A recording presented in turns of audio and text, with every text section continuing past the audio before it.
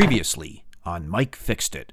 It's from CJ Pony Parts. Today denotes the 6-month anniversary of me owning this Mustang. We're going to be installing jacking rails under the car. That should help our next project, and that will be switching back to the summer tires. Welcome back. As promised, we are installing Steeda's ultralight, low-profile chassis jacking rails for S550 convertibles. The jacking rails weigh in at just under 13 pounds and bolt directly to the bottom of the car between the pinch welds using the existing bolt holes. The existing bolts and the replacement bolts are all 15 millimeters. The Steeda instructions say to install the rails with the car on the ground, so that's what we're going to do. We also have some new toys to play with, and when it's all said and done, we're going to be replacing our all-season tires with our summer wheels and tires. Let's get started. This is the orientation that the rails go on the car. The part with the close together holes, that goes on the front. The far holes goes on the back. This is the orientation for the passenger side. So you want to make sure that the side rail is mounted going to the inside part of the car.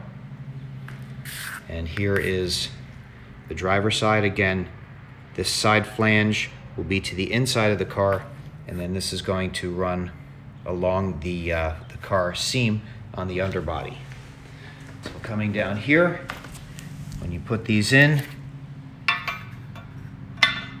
the rear, you're going to have to use those spacers just like that, and of course they line up with the holes that are underneath them.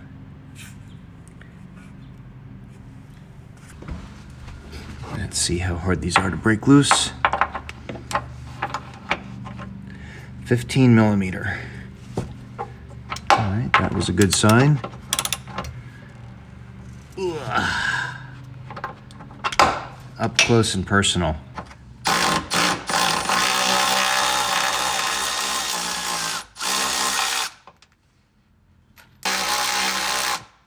It's dropping crap on my phone. And for what it's worth, it does look like there is some blue thread locker on here, so we'll put a little dab on when we put them back. If you're wondering, the bolts that came out in the back are the exact same size as the ones that came out in the front, but that's all moot because we are going to replace them with the bolts that Steeda provided. So you'll see that the back ones are a little bit longer to accommodate for the spacer, and interestingly, the front ones are actually shorter, which means, thank goodness, I don't have to wrench as much. Actually, once you just compare the amount of thread, it's not that big a difference because these have a little stud at the end. So it looks like it still has about the same amount of thread. Here's a little bit of a point of reference. You can see where the first bolt came out. There's the front of the rail, and that is just forward of the seam for the door. So there's the front, and here is the back of the rail.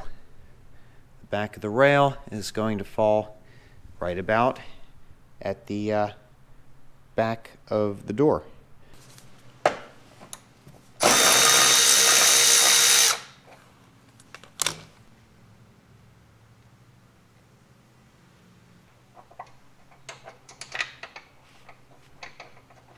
Yay, the spacer stayed in place.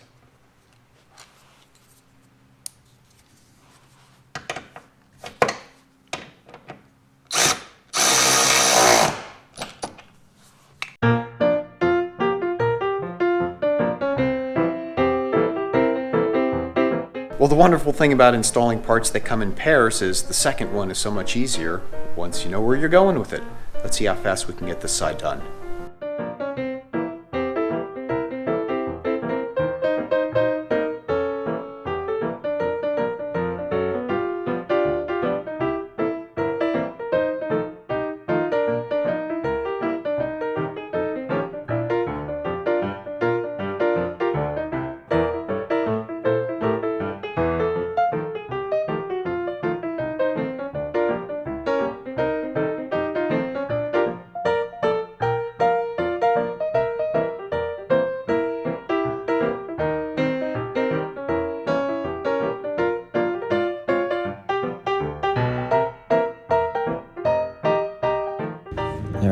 so here's the issue.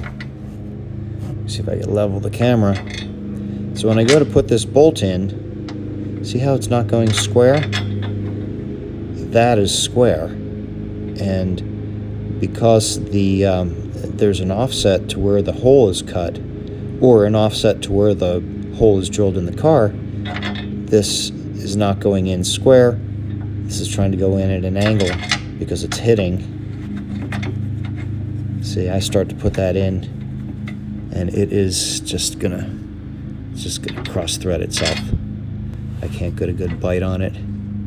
I mean, I'm pretty loose right now. I can loosen the back up even more and see if I can pull this forward. Yeah, really what I need to do is I need to pull the whole rail in this direction. But when I pull the rail in this direction, then I can't put in the bolt in the back part of the rail. Well, I've come to the conclusion that this is just not going to go in cleanly. And what I really need to do, and the right thing to do, would be to pull this rail down and just grind away a little bit at the outside of that hole. We should be able to just get in there with a round file and maybe knock a 1/16 of an inch off of it. That's all it needs. Hit it with a little bit of spray paint just so it doesn't rust, and we'll come back up here and bolt it back on. All right, so much for the time lapse.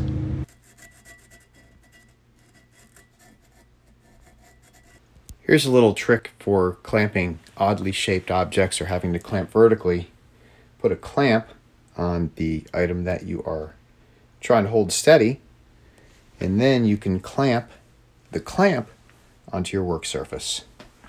And it makes for, a reasonably solid hold.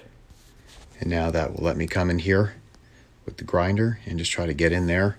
That'll let us get a little bit more wiggle room so we can drive that bolt nice and true.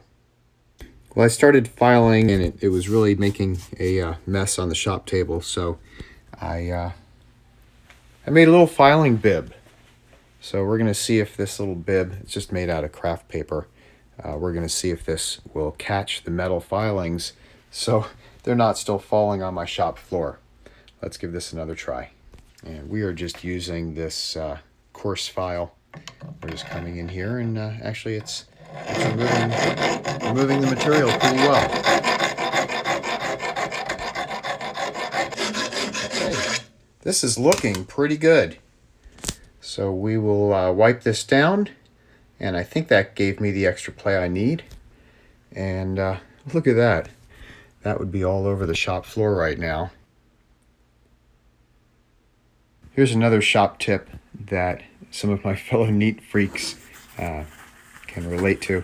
I'm going to take a neodymium magnet and I'm going to wrap it in a paper towel, and we're going to use that as a cleanup tool to pick up those metal shavings. Let's see if this works.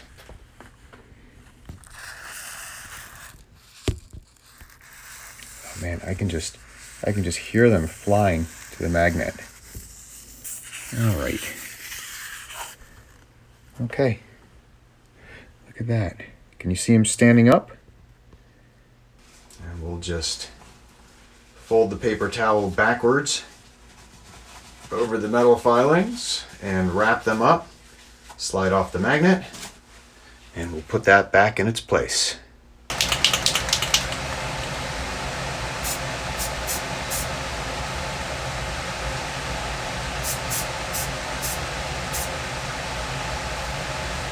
All right, we have the back part loosely bolted in.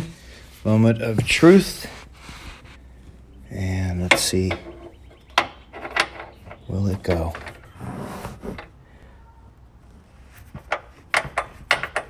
Oh yeah, there we go. Much better. That is what it needed.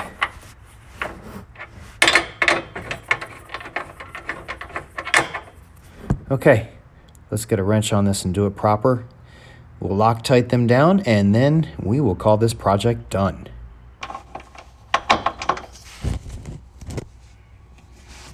Okay, and we are just hand tightening just to make sure.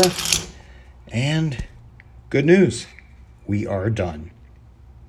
Well, I'm pretty excited. The jack rails are in. We ran into a little hitch, but I fixed it. Okay, now that we have jack rails, check it out. We have a new jack. This is Pittsburgh Automotive 3-ton floor jack, low profile, which if we're going to go any lower with this Mustang, we have to make sure we can get under it with a jack. Open, says me.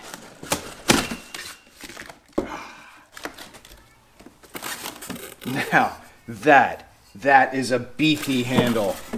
Ooh, that is a beefy, heavy, padded handle, complete with styrofoam babies. There's a styrofoam nest.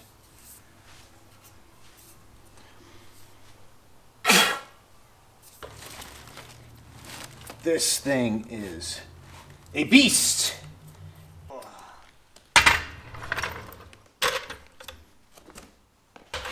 Rolls pretty nice. I think altogether this thing weighs right around 80 pounds. One of my prerequisites for a jack was that it be low profile, and this is certainly very, very low. It is listed as 3 1/8 inch. Just make sure it's working. Well, I'll tell you, it works great with no car. So just to give you a little bit of perspective how high that is, I'll put my leg in there, and that thing is above my knee. Oh yeah, that is definitely not going to be a problem. Well, I think we're done for the day. We put the Steeda jack rails on, we unwrapped the new jack, and tomorrow is a big day. Tomorrow we're going to put on the summer tires. Now, once we put on the summer tires, we will be able to answer the question whether this 2019 Mustang, the TPMS, that tire pressure monitoring system, we're going to find out whether it will self-reset itself. Self-reset itself. Yeah, that's what I meant to say. So, if you haven't seen that video, you might want to watch that video. I'll put a link to it above. So for right now, I can't wait till tomorrow to put on the summer tires. I am jacked. Sorry. There's an important consideration I need to include. In the Steeda instructions, it states, Steeda chassis jacking rail powder coating is only designed to withstand vehicle jacks with padded rubber jacking plates. Surface damage can be caused by using jacks without these rubber pads. Alexa, where can I get a padded rubber jacking plate? Here are a few ones. 1. Brain pad. 2. Primitive plates. 3. Butterflies and bullfrogs at the pad. And 4. Smashing plates. You can ask me for more information about any of these, such as phone numbers, hours, or address. Alexa, that was totally useless. Sorry, I don't know that. All right, that gives me an idea.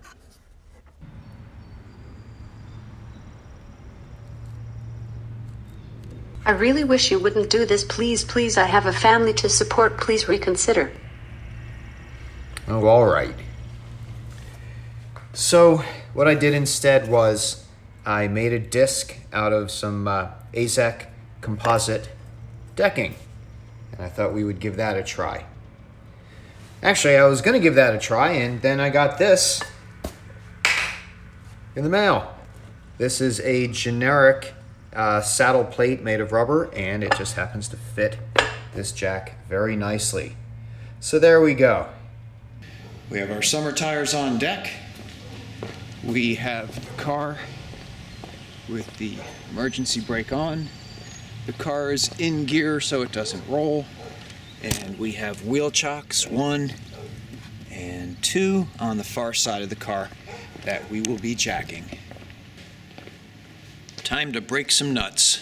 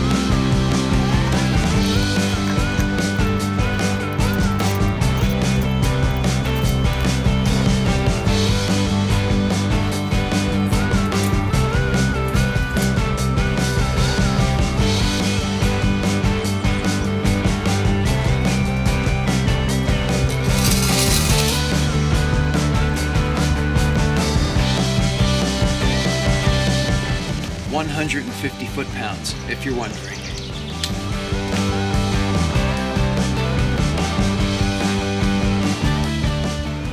Well, that's it, folks. Rinse and repeat. Let's get the other side and let's finish up this project. I'm looking forward to getting on the road. Well, that was more work than I've done in a while. So with that, let me wrap up this video. Thanks very much for watching. I will make sure that I check back with you and let you know first what happened with the TPMS sensors after putting the old wheels back on the car. Second is, as I said in my last video, I have a 4-part series coming out that will be somewhat of a celebration and a look back on everything that I did in this car for the last 6 months of ownership. So that will be a comprehensive 4-part video series which will be coming to a screen near you very soon. So for now, this is Mike. The channel is Mike Fixed It. If you haven't subscribed already, please consider doing so. Leave your comments, share the video. Thank you for watching. Be good, be well, be safe, and I will talk to you very, very soon. Bye-bye.